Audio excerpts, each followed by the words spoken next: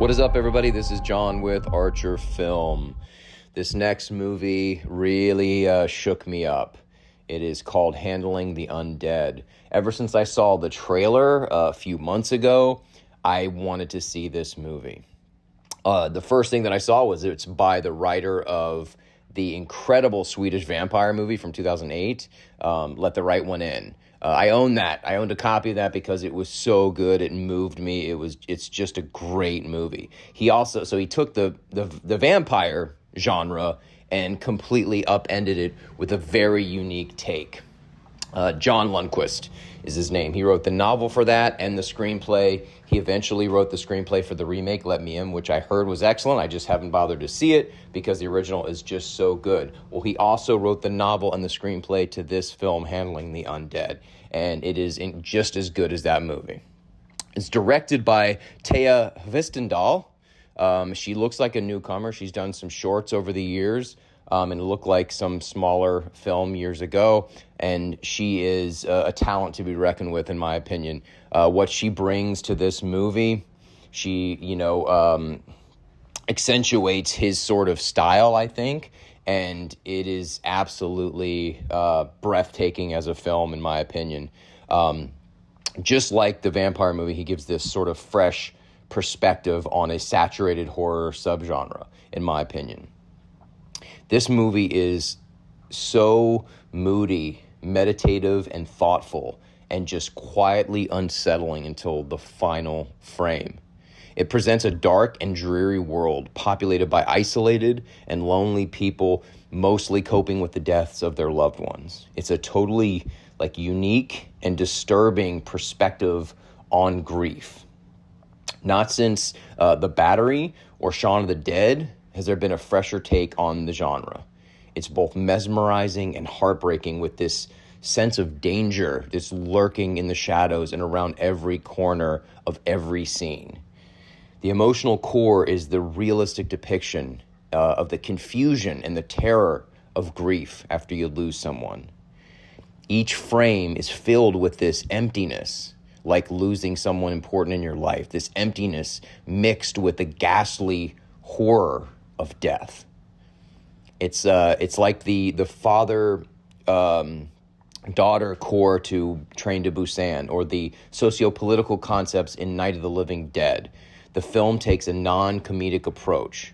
This is not Zombieland, or the excellent Jim Jarmusch film The Dead Don't Die, or even the underseen Zombie Honeymoon with my friends Tracy Coogan and Graham Sibley, an excellent entry into the zombie genre as well. This movie, there is no joy in it, there is no irony, there is no humor. It is straightforward because it doesn't need it.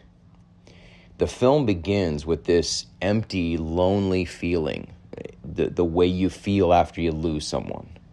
Then the confusion that you feel sets in, and then the disconnection from others and from life itself. They do a good job representing those feelings.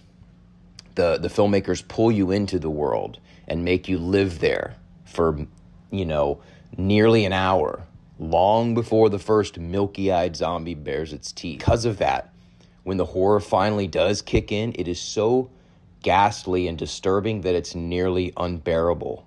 And this is not just about gore and blood.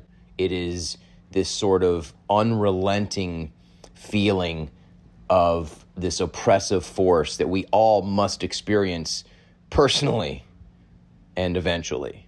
The soundtrack, from the opening credits, it goes from ominous and foreboding and fluctuates to grandiose and heartbreaking, and then back to ominous and foreboding again.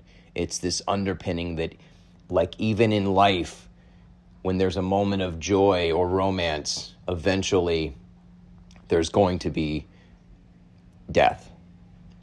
There's no relief from death in this movie, only marginal time and distance. Like death itself, the spareness of the film makes you feel like there's no hope on the horizon. The first 2/3 of the story, to me, felt like a missing chapter from every other zombie movie that's ever been made. Like we've been deprived of it ever since the original Night of the Living Dead came out. It's not a knock on all those other zombie films. I love the genre. It is fantastic. And when it's done well, like The Battery, in my opinion, it can be incredibly fresh. This movie, because there's no joy, there's no humor, because of the first 2/3 of the story being that way, when the horror finally does come, it feels particularly cruel and real, relentless and haunting. It's so effective in its lonely depiction of the living trying to survive after the death of a loved one.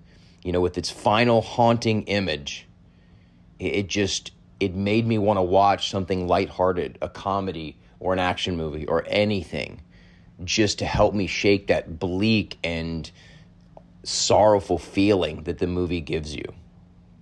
It could be one of the best screen depictions of grief that I've ever seen in a film, cleverly using a well-worn, ubiquitous, and sometimes tedious horror subgenre as its vehicle.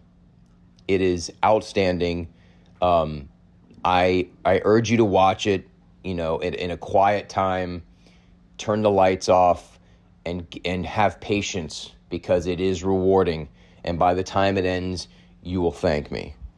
This is one of the best films of the year so far of any genre, and one of the best elevated horror films I've seen. All right, thanks a lot, everyone. I'll see you in the next video.